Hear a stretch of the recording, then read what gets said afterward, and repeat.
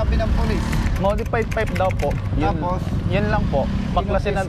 Opo. Sino nagbaklas? Polis? Kami po. Ang sabi po niya kasi pag di daw po namin binaklas, yung motor daw po idadalhin. Hindi sinukat? Hindi po. Basta po sabi, oh, modified po yan. Baklasin nyo na. Pare-pareho namang malinaw ang mata natin. Sa physical appearance, wala makikitang binago. Kung sasabihin naman na loud pipe at hindi sinukat, hindi pa rin mananatag.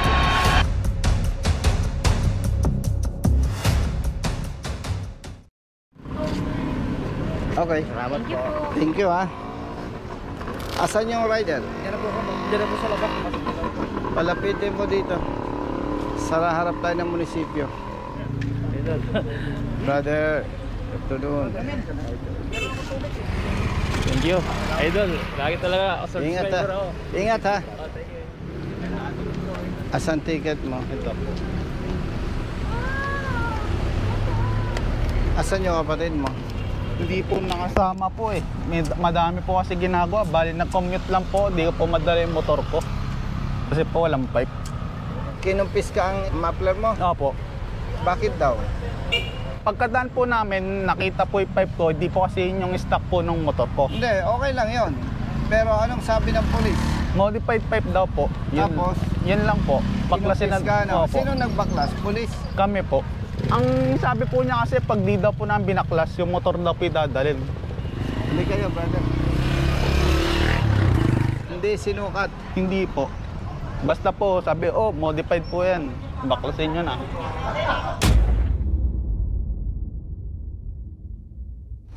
Brother, ikaw ang happy dito? Negative, sir. Deputy, sir. Deputy, sino happy dito? Si Police Major Johnson, sir. Nasaan siya? Ngayon, sir, nasa Malolos po siya, sir. Hindi bale, nandito ka naman eh. Yes, sir. Sino ang operation officer niyo dito? Naka-ano kasi, sir, si Lieutenant Alcantara, sir. Opo. Sino operation PNC, oh? Nandiyan ba siya? Sa, sir, sa country, sir. O, sige. Pwede bang makita yung ordinansa na ipinapatupad nyo patungkol sa muffler? Yes, sir. Pasuyo. Kung mo sa si yung sa bawah ng table ko. Sir. Pahiram ako. Yes, sir.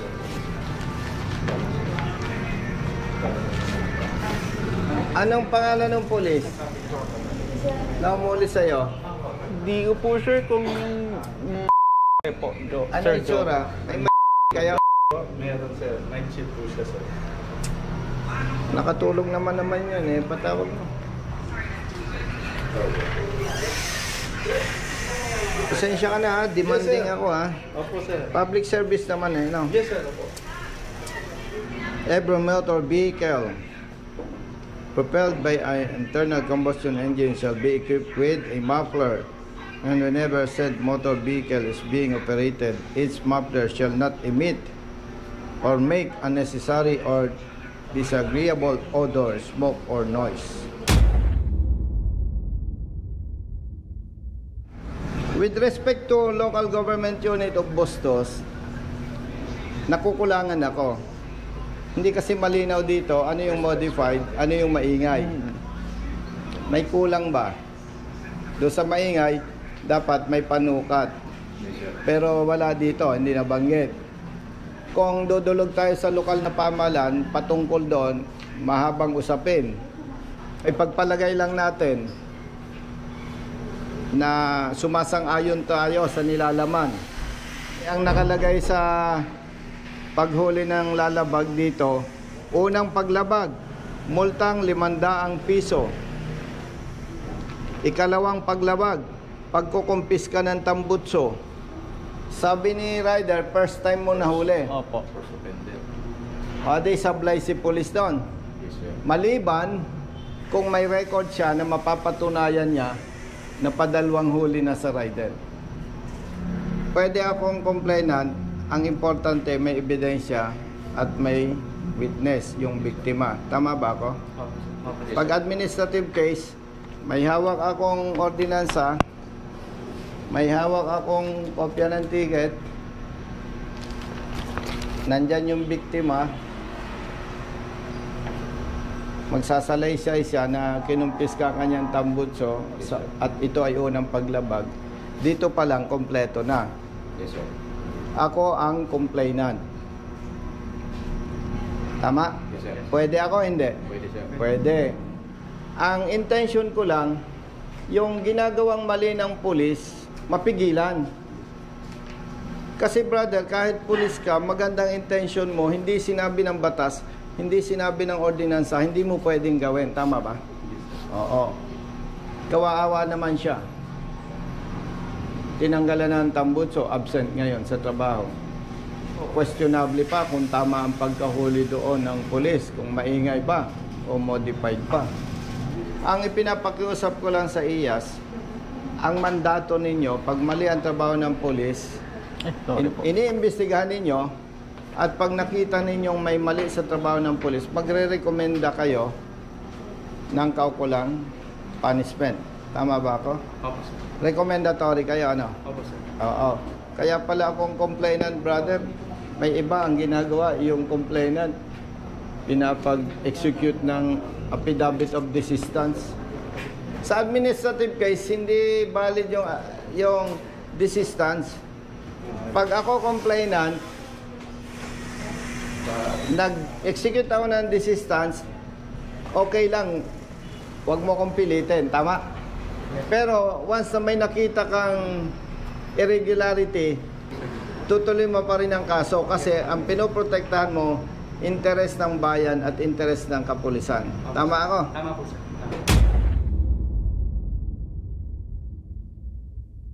Sir, bali po sir, kayo po ang fill up nitong complaint sheet natin, sir. Oh. And then, si victim, sir, siya may yung sa sinumpang salaysay na lang ang fill up. Yes. Ako ang complainant, Yes, ang sir. kanya na lang sinumpang sa Yes, website. Oh, ako ang complainant, ha? Hindi, tsaka mabuti na yung ako ang complainant, Brother Matt.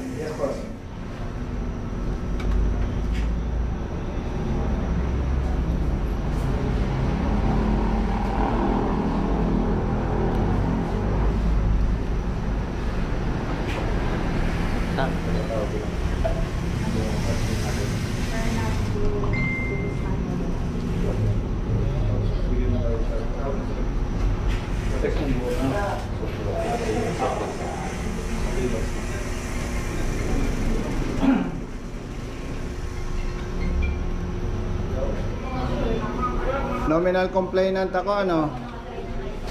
Tama, ano? Ano ha? Mag-xerox na lang ng lisensya ko, no? Para reference nyo rin, ano? Ilang kopya ba? Tatlo, sir.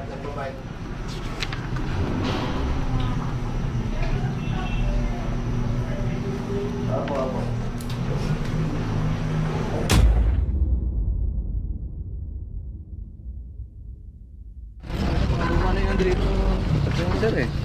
Ay, hindi yan. Ano na po yun, eh. Hindi yan. Sino mo? Ba? Wala dyan, wala dyan. Baka naikabit na nung pulis mo. Alin ang kapareho? Ito yung kapareho.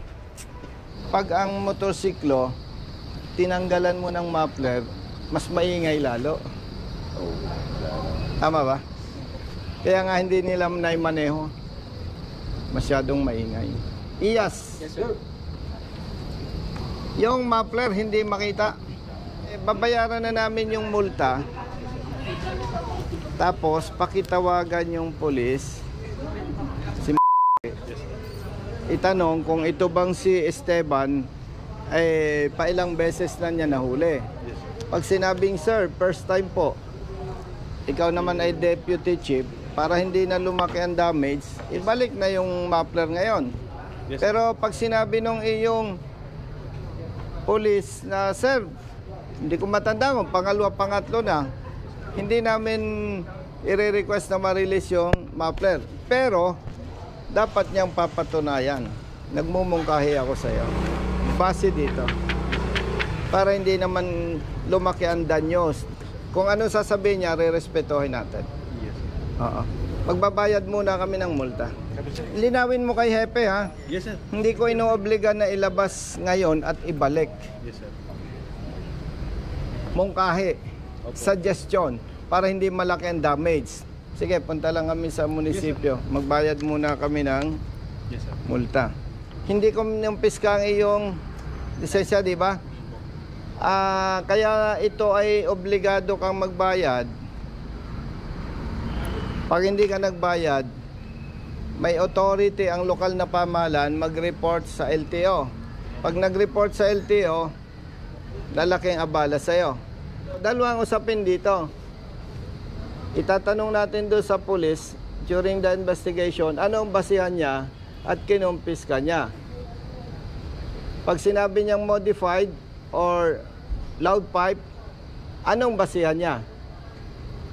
Pero doon sa pagkumpis ka, automatically talo siya doon. Pag hindi niya napatunayan na second offense na ito.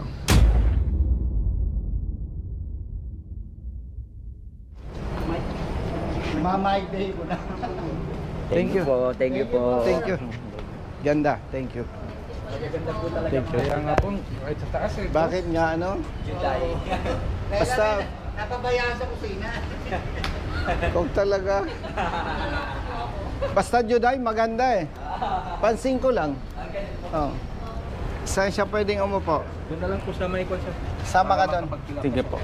Ang gagawin mo lang sa laysay, walang dagdag, walang bawas. Sige po. Baka dyan tayo matalo pag dinagdagan mo, nag-invento ka. Ha? Sama nga yung partner. Sana kami, sir. Good afternoon po. May bayad ha. Camera niyo, sir. Isa-isa lang, may bayad to eh. Pasa na lang, sir. Nakita sir. Pag pangit ang camera, hindi ako napayag ha. Sir, smile po. Okay. Oh, away.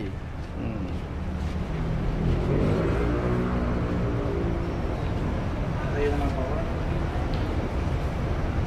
Okay. Thank you, sir. Thank you, sir. Brother, salamat ha. Baka ito yung pulis na humuli ah. Intel ka ba? Mukhang Intel kayo eh. Sige. Muli lang kami, sir. Taga rito kayo, brothers. Brothers, thank you. Thank you. Hindi ko kami dito ng ano eh.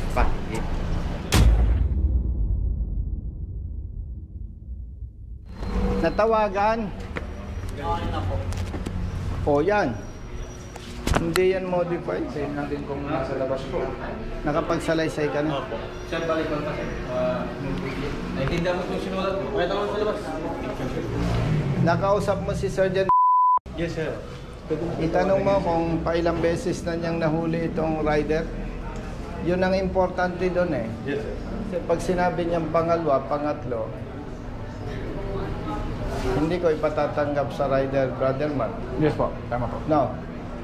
Lalabas, nang babaraso tayo. So first time siya na nahuli. Baga. Sige, so para-receive na namin itong tambucho, ha? Sige. Pare-pareho namang malinaw ang mata natin. Sa physical appearance, wala makikitang binago.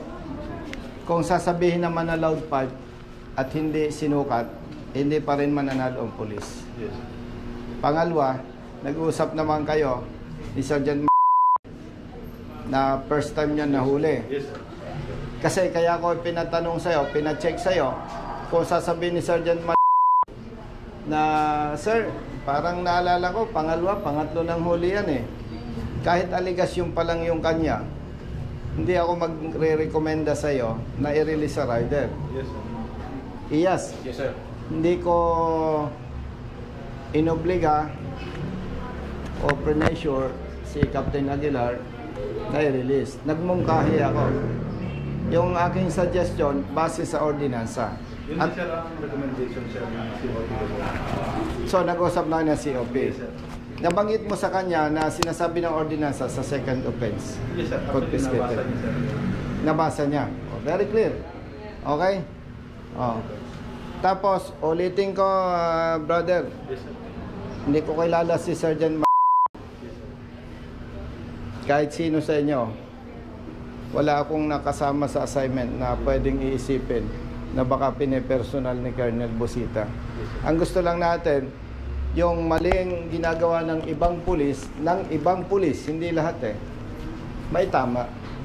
Para hindi kawaawa yung katulad niya.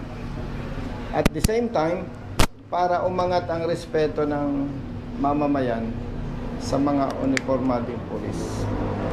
Salamat sa oras mo. Yes, sir. Salamat sa inyong dalawa.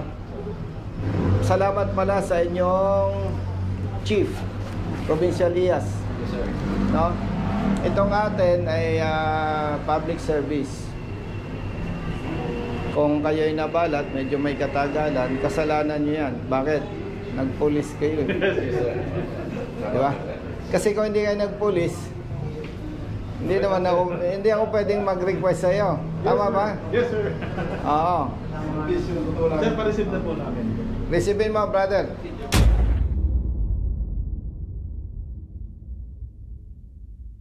Pakisabi sa mga kasama nyo, kung manghuli kayo at tama, kahit banggitin pangalan ko, huwag kayong maalarma doon. Yes, sir. Yes, sir. Pero pag mali, magdalawang isip kayo, ha? Kakasuhan ko kayo. Yes, sir. Noted, Ah. sir.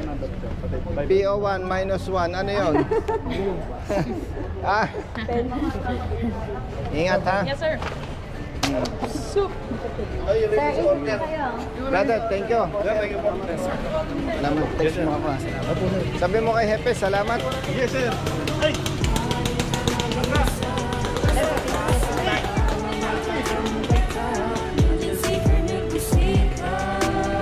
Taga saan ka? Pwede siya po sir. Singit ka dito.